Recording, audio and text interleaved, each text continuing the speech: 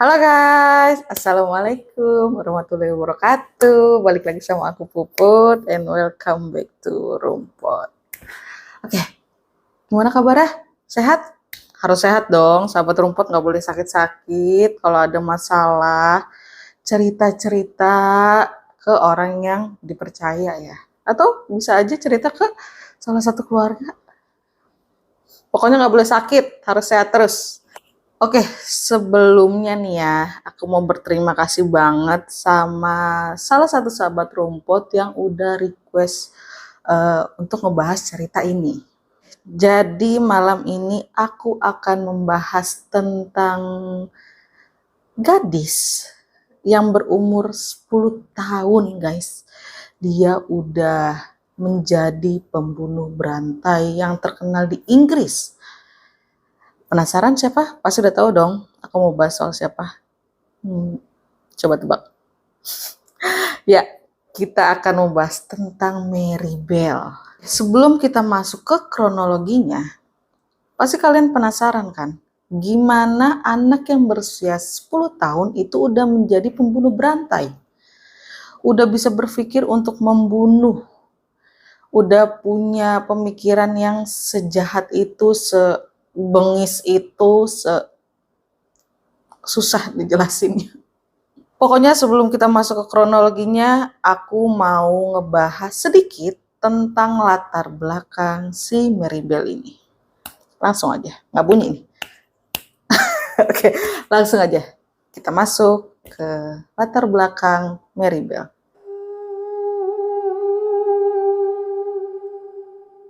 Jadi Mary Bell ini adalah seorang gadis yang lahir pada 26 Mei 1957 dari seorang ibu bernama Betty MC Cricket. Mary ini bisa dibilang nggak punya bapak ya. Jadi ibunya itu MBA dan ternyata si Betty ini nih, si ibunya ini adalah seorang wanita pekerja malam atau bisa dibilang PSK lah ya bahasa kasarnya. Dan ternyata pas si Betty ini hamil si Mary ini nih, dia itu baru berumur 16 tahun guys. Nah saat si Mary lahir ternyata si Betty ini nih, ibunya ini tidak menginginkan kedatangannya si Mary nih. Betty ini pernah melakukan beberapa kali tindakan pembunuhan atau mencelakai si Mary dan membuat seolah-olah apa yang dilakukan si Betty ini adalah sebuah kecelakaan guys. Jadi ya seenggaknya biar nggak ketahuan lah kalau misalkan si Betty ini mau mencelakai si Mary waktu kecil. Bahkan ada nih salah satu tetangganya yang curiga. Saat itu si Mary ini jatuh guys dari jendela. Banyak yang bilang kalau misalkan Betty ini sengaja melempar Mary agar si Mary ini meninggal dunia guys. Selain itu pada sebuah kesempatan nih guys, ada seorang saksi yang melihat si Betty ini memberikan obat tidur. Mary sendiri juga sempat mengatakan bahwa dia pernah menjadi korban pelecehan seksual. Dan ketika si Mary ini berusia 4 tahun, ibunya ini nih, si Betty ini pernah menjual dan memaksa Mary untuk melakukan hubungan yang gak sewajarnya sama seorang laki-laki dewasa guys. Demi mendapatkan sebuah uang. Gila. Nah ternyata kehidupan yang dialami Mary ini nih guys, itu ngebuat kepribadiannya si Mary ini menjadi buruk. Saat si Mary ini berusia 10 tahun, ternyata Mary ini jadi anak yang suka bohong, suka ngebantah orang tua. Pokoknya sifatnya jelek banget deh. Nah, jadi itu sedikit cerita tentang kehidupan Mary waktu masih kecil. Sekarang kita akan masuk ke kronologi pembunuhan yang dilakukan oleh Mary.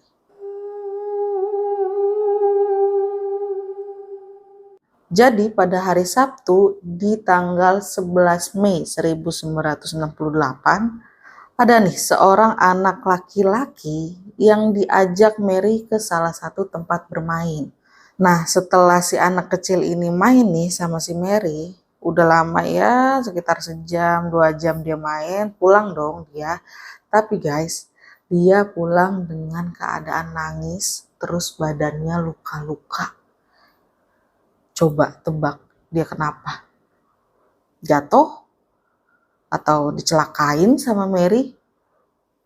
Kita lanjut aja ceritanya. Jadi, pas dia pulang ini ketemu dong dia sama ibunya. Karena ibunya ngelihat anaknya nangis, ditanya dong, "Kamu kenapa nangis?" Terus si anak ini ternyata menjawab kalau dia ini terjatuh dari perosotan yang ada di taman bermain itu. Ya udahlah, ibunya mikir kalau itu hanya kecelakaan karena bermain sama teman-temannya lah guys, gitu. Besoknya ada nih 3 orang ibu-ibu yang datang ke kantor polisi. Dia marah-marah tuh. Dia bilang kalau anaknya ini nih, 3-tiganya ini dicekek sama Mary guys. Ternyata laporan ini nih, laporan dari 3 ibu-ibu ini sampai nih ke telinga ibu-ibu yang anaknya itu katanya bilang jatuh dari perosotan. Terus ternyata dia nanya nih ke anaknya itu, "Kamu bener jatuh dari perosotan? Apa kamu dicelakain sama si Mary? Ngaku aja," digituin sama ibunya. Terus si anaknya ini nih jawab, "Iya Bu, aku kemarin dicelakain sama Mary, aku dicekik, terus aku didorong dari atas perosotan." Tanpa pikir panjang, si ibunya ini langsung laporin Mary ke kantor polisi juga. Nah, gak lama si Mary ini dipanggil nih sama kepolisian dan diinterogasi sama pihak polisi. Ditanya dong, "Kamu kenapa mencekik anak-anak ini? Terus kenapa kamu mencelakai anak-anak ini?" Dan ternyata si Mary ini menjawab, dia itu cuman main-main aja guys. Dia itu juga nggak sengaja buat nyekek anak-anak yang diajak main itu. Udah mulai bohong lah, udah mulai manipulatif lah nih anak.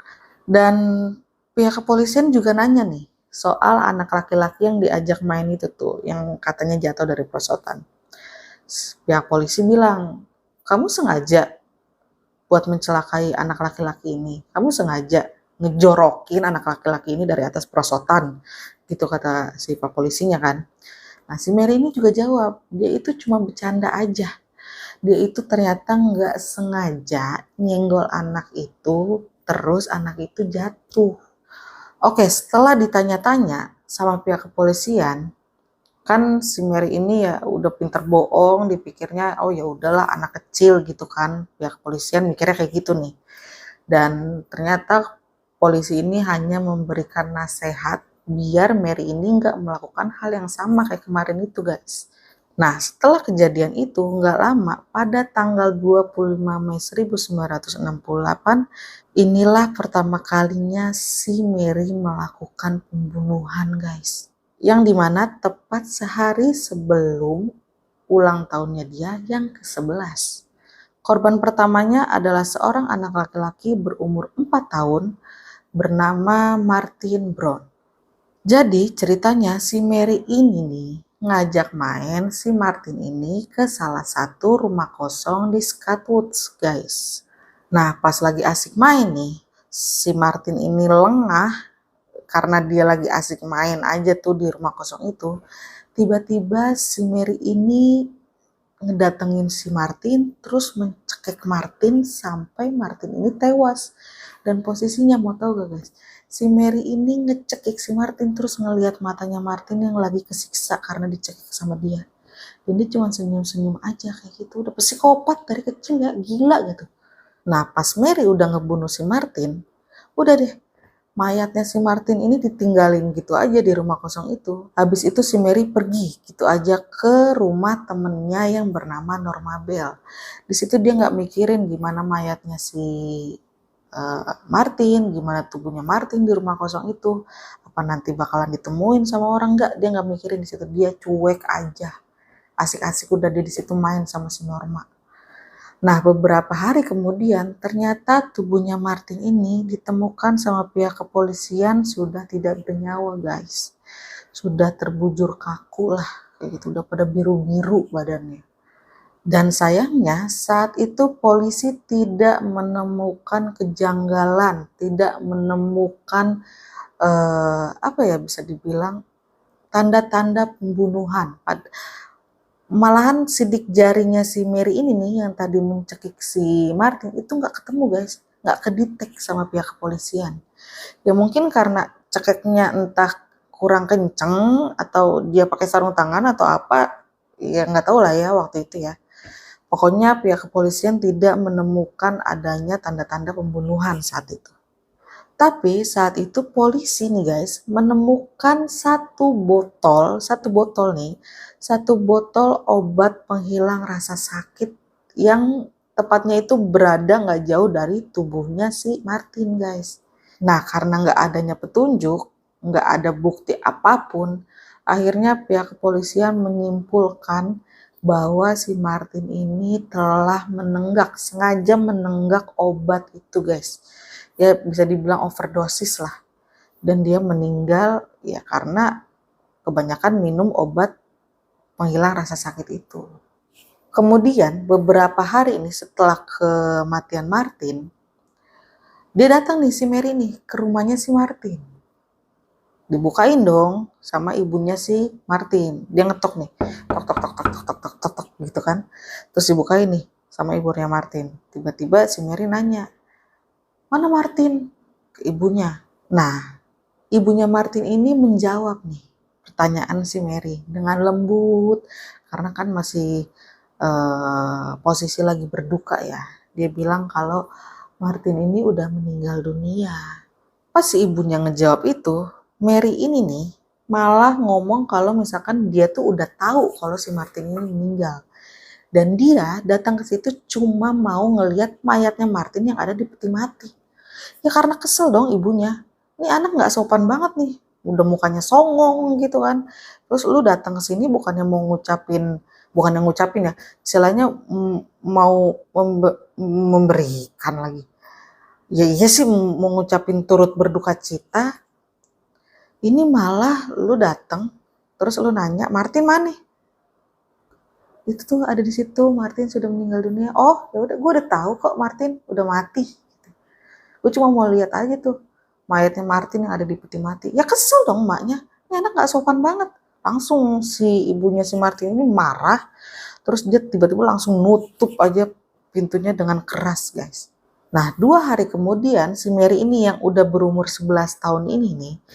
Dia ngajak si Norma yang umurnya saat itu 13 tahun buat main. Ngajak lah ke taman kanak-kanak. Pas dia sampai nih ke TK itu nih sama si Norma, karena emang si Mary ini udah gila, udah PA, udah psikopat, dia ini datang terus dia ini ngacak-ngacakin TK itu, terus dia datang ke tempat bermain tuh kan kalau di TK ada tempat bermain yang ada ayunan, perosotannya itu kan. Dia datang nih sama Norma nih ke tempat bermainnya itu. Terus mau tau gak dia ngapain? Dia ngamuk, dia ngejambak-jambakin rambut anak-anak yang di situ, dia tampar, pokoknya dia kasar lah sama anak-anak yang di situ. Si Norma yang ada di situ tuh cuman, ya dia nganggapnya itu cuman main-main aja gitu kan, ya namanya anak kecil gitu kan. Udah dia nganggapnya cuman main-main, diemin aja si Mary, mau kayak gimana juga. Nah gak lama ada nih salah satu guru yang tiba-tiba datang, terus dia ngeliat banyaknya anak-anak TK yang ada di situ tuh nangis, ngejer kan. Terus udah deh dia ngusir si Norma sama si Mary, terus ngebubarin yang ada di situ. Anak-anak TK-nya disuruh masuk ke dalam kelas guys. Setelah merusak nih, ternyata si Mary dan Norma ini meninggalkan sebuah kertas guys. Terus ditemui nih sama salah satu anak TK. Terus anak TK ini ngasih nih ke gurunya. Dan ternyata tulisan itu tuh, itu bertuliskan Kamilah yang membunuh Martin Brown dan kami akan membunuh lagi. Kaget dong gurunya.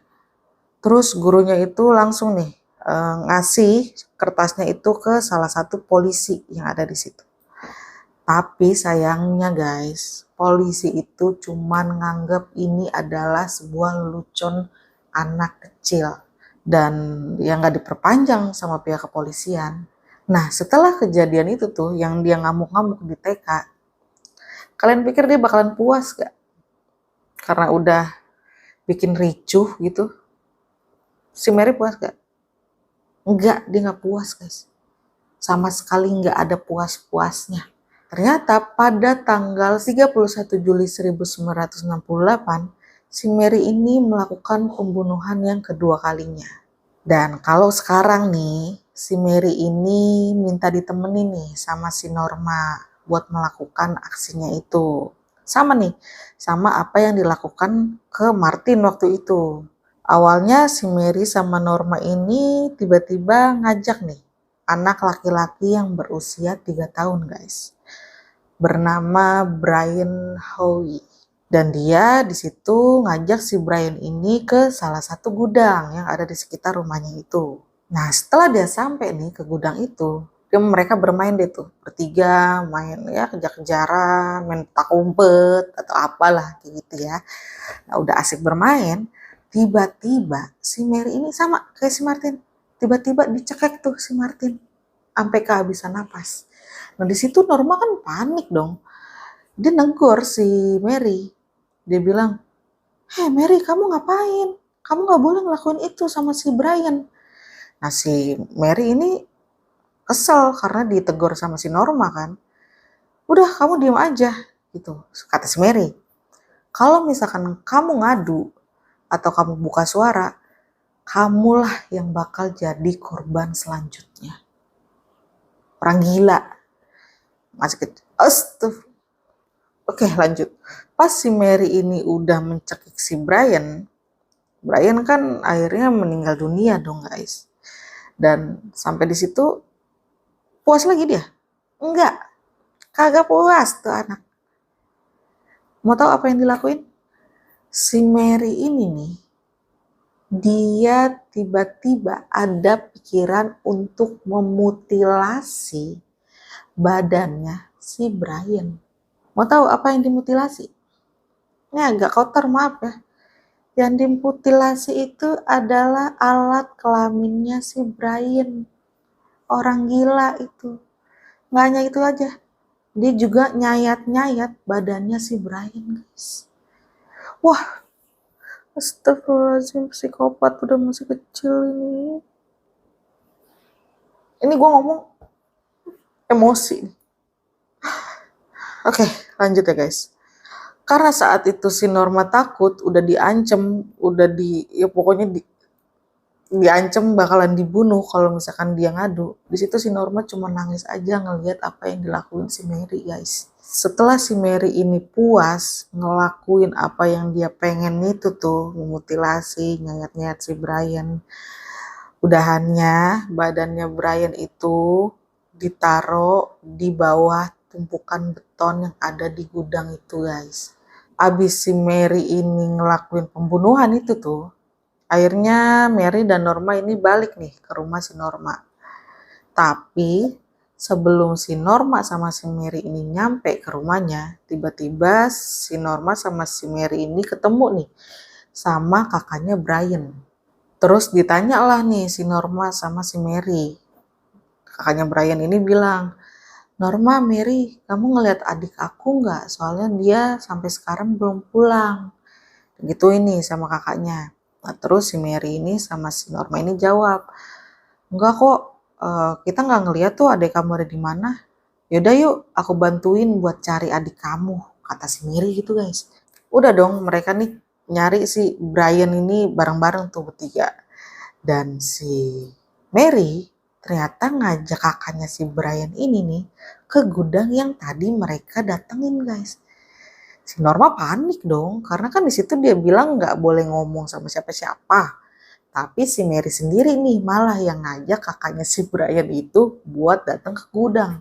Udahannya si Norma bilang deh nih, udah, kayaknya si Brian nggak ada di sini deh, kita cari aja ke tempat yang lain.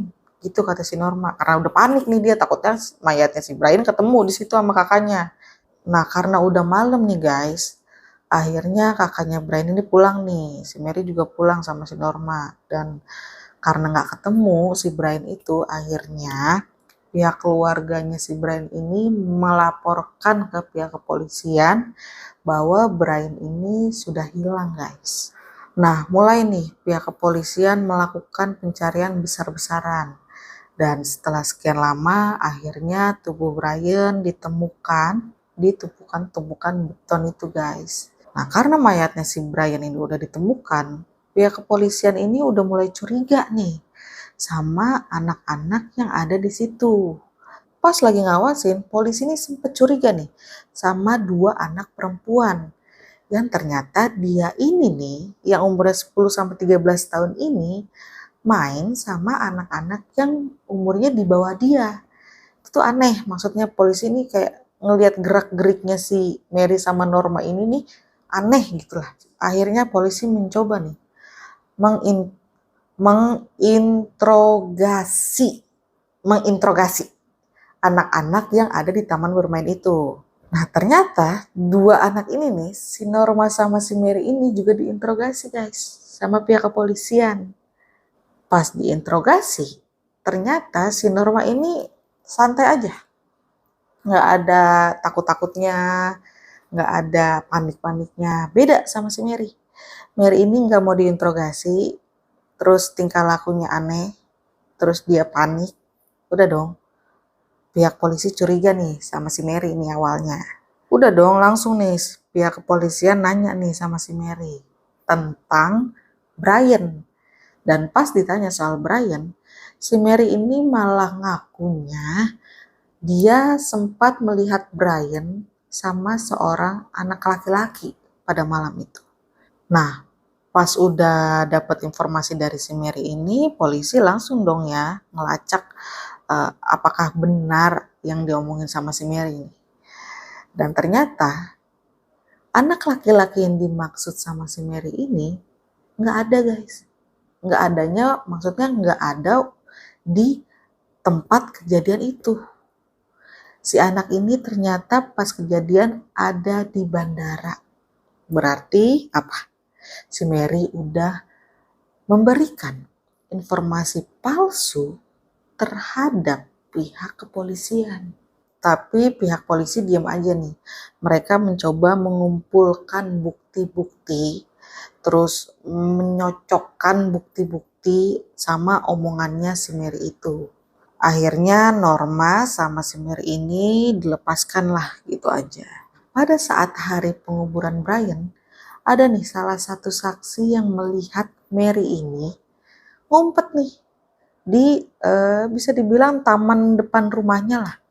Itu kayak ada pohon atau apa lagi, dia ngumpet lah kayak gitu. Dan pada saat mobil jenazahnya Brian lewat depan rumahnya, mau tahu apa yang dia lakukan sama si Mary? Si Mary ini ketawa sambil menggosok-gosokkan tangannya. Mau tahu kayak gimana? Gini. Kayak gitu.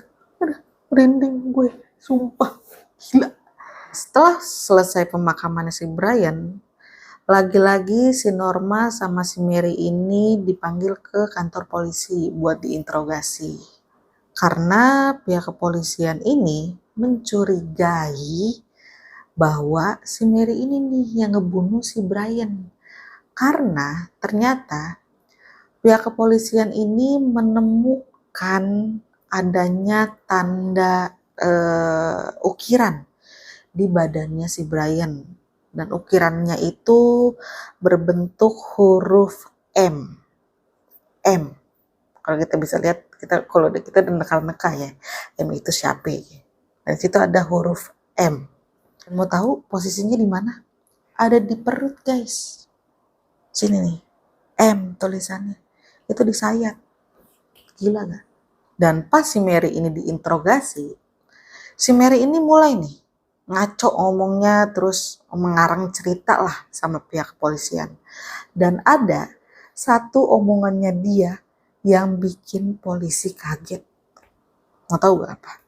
Si Mary ini ngomong sama pihak kepolisian kalau dia ngelihat Brian itu sama anak laki-laki tuh, terus anak laki-laki itu mukulin Brian, dan ternyata anak laki-lakinya katanya nih dia ngebawa satu buah gunting tumpul.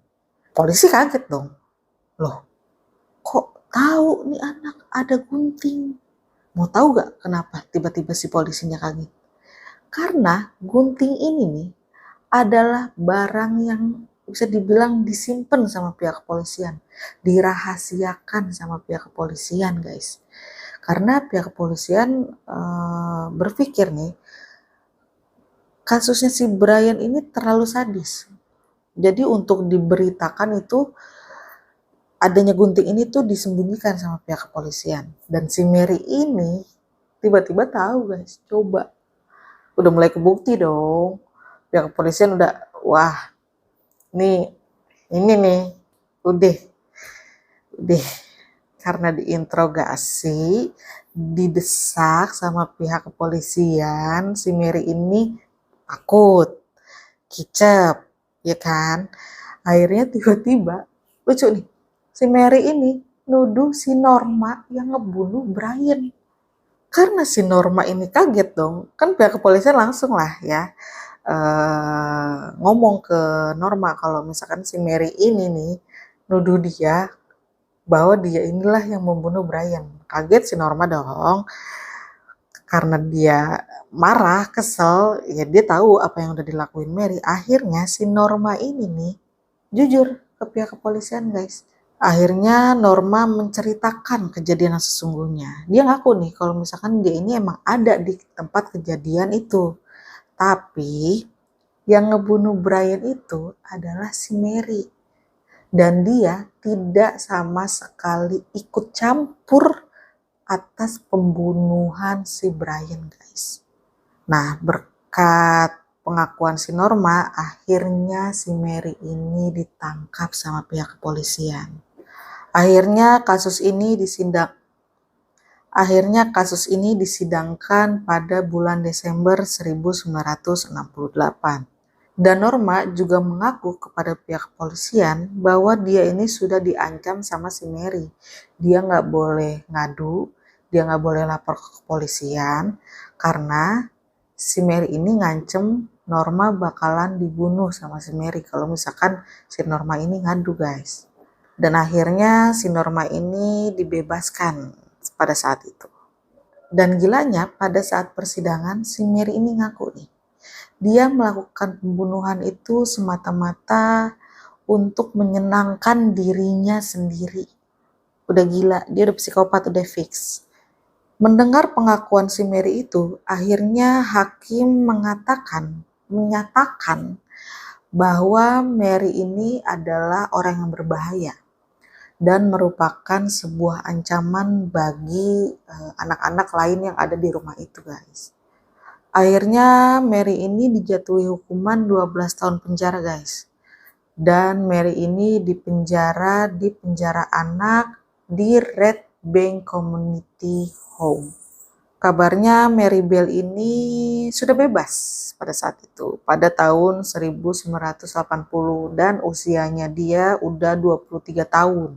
Tapi dia dibebaskan dengan bebas bersyarat nih guys. Yang berarti dia ini masih diawasi segala tingkah lakunya di masyarakat. Selain itu karena kasusnya ini termasuk dalam kategori kasus anak di bawah umur. Saat bebas si Mary Bell ini diberikan identitas baru nih guys. Yang bertujuan untuk memberikan si Mary Bell ini kehidupan yang baru dan melindunginya dari perhatian media. Dan kemudian Mary Bell ini harus terpaksa pindah di berbagai tempat, di berbagai daerah untuk menghindari adanya awak media guys. Sampai akhirnya pada tahun 1984 si Mary ini sama keluarganya akhirnya ditemukan nih sama awak media. Dan tiba-tiba semua orang yang ada di sekitar rumahnya itu mengepung rumahnya si Mary. Dan mereka ingin si Mary ini dihukum lagi. Karena pihak warga, pihak masyarakat yang ada di situ nggak terima lah sama hukum yang diterima oleh Mary. Yang cuma 12 tahun itu guys. Tapi ternyata hal itu tidak mungkin terjadi. Si Mary nggak akan bisa dipenjara lagi. Karena ternyata saat itu ia dilindungi oleh pemerintah.